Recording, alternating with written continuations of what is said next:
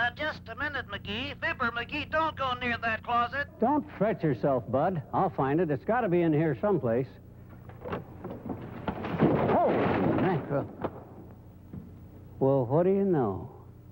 My old mandolin. Hello. I'm Jim Jordan. If you're in your 50s or more, you'll probably remember me as Fibber McGee from the radio show Fibber McGee and Molly. As McGee, you can see that I had trouble storing things and had to make every spare inch count. Today, we have a different problem, how to make every dollar count. That's why the American Association of Retired Persons, a national nonprofit organization of almost 6 million members, has a consumer guide booklet on shopping for just about everything.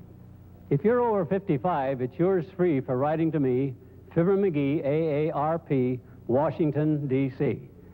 I know it's here someplace. I gotta find it.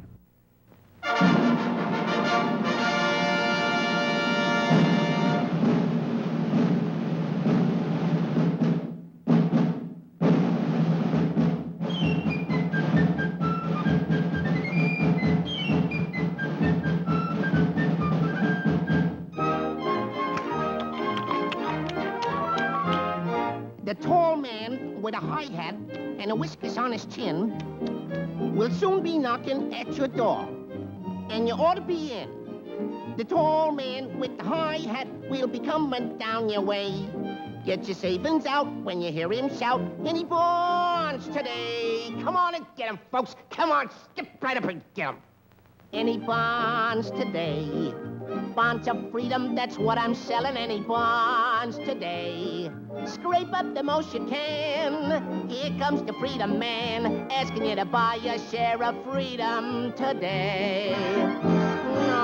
Many stamps today. Gift kitties. We'll be blessed if we all invest in the USA. Sammy, my Uncle Sammy. Here comes the freedom man. Can't make tomorrow's plan. Not unless you buy a share of freedom today. Any stamps, any bonds today.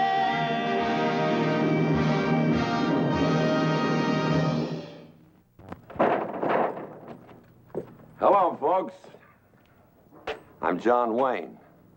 You know, with America's bicentennial coming up, we'll be hearing a lot about our early history and making some discoveries. For instance, did you know that when we made the Louisiana Purchase, the money came from loans by the American people? The same thing was true when we bought Alaska, when we built our first transcontinental railroad. Fact is, citizens have been investing their dollars to help America grow ever since 1776. And they're still doing it today with their purchases of United States savings bonds.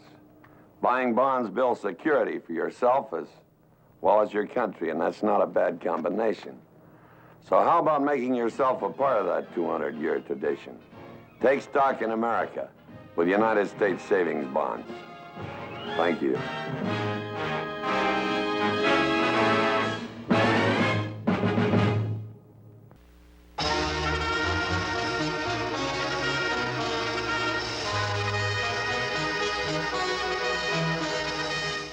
Mr. and Mrs. Consumer, do you ever feel that things are out of control? That nothing is going right? That you don't have the upper hand? Well, help is on the way. A new edition of the Guide to Federal Consumer Services. The address for a free copy is Guide, Pueblo, Colorado, 81009.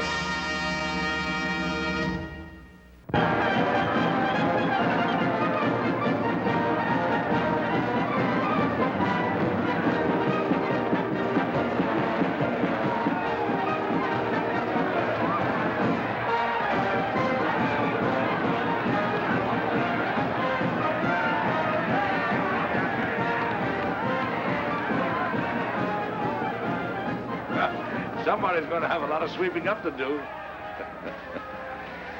Well, now that the war is over, the big job of cleaning up begins. And our bill for cleaning up is going to be pretty big. Because millions of our sons are still in uniform.